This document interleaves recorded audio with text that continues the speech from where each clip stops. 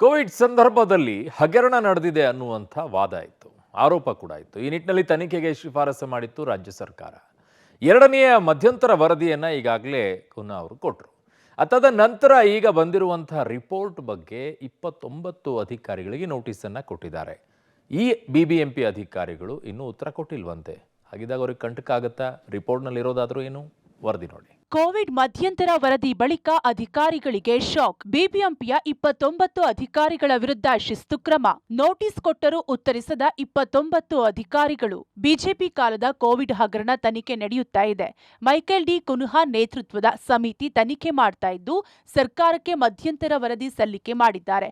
ಮಧ್ಯಂತರ ವರದಿ ಸಲ್ಲಿಕೆ ಬಳಿಕ ಹಲವು ವಿಚಾರಗಳು ಬಯಲಾಗಿದೆ. ಬಿಬಿಎಂಪಿ ವ್ಯಾಪ್ತಿಯ 29 ಅಧಿಕಾರಿಗಳಿಗೆ ಕೋವಿಡ್ ಹಗರಣಕ್ಕೆ ಸಂಬಂಧಿಸಿದಂತೆ ನೋಟಿಸ್ ನೀಡಲಾಗಿದೆ.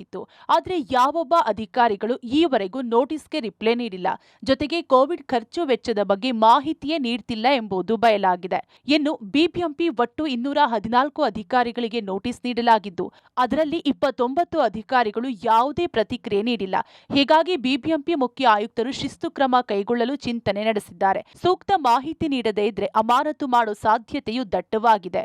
ಇನ್ನು ಬಿಬಿಎಂಪಿ ವಲಯದ ಯಾವ್ಯಾವ ಅಧಿಕಾರಿಗಳು ನೋಟಿಸ್ಗೆ ರಿಪ್ಲೈ ನೀಡಿಲ್ಲ ಅಂತ ನೋಡೋದಾದ್ರೆ, ನೋಟಿಸ್ಗೆ ರಿಪ್ಲೈ ಕೊಡದ ಅಧಿಕಾರಿಗಳು: ದಾಸರಹಳ್ಳಿ ವಲಯ 16 ಅಧಿಕಾರಿಗಳು, ಪೂರ್ವ ವಲಯ 7 ಅಧಿಕಾರಿಗಳು, ಆರ್ಆರ್ ನಗರ 2 ಅಧಿಕಾರಿಗಳು, ಮಹದೇವಪುರ 2 ಅಧಿಕಾರಿಗಳು, ಕೇಂದ್ರ ಕಚೇರಿ 2 ಅಧಿಕಾರಿಗಳು ಈವರೆಗೂ ಖರ್ಚು ವೆಚ್ಚದ ಸಂಬಂಧ ಯಾವುದೇ ರಿಪ್ಲೈ ನೀಡಿಲ್ಲ.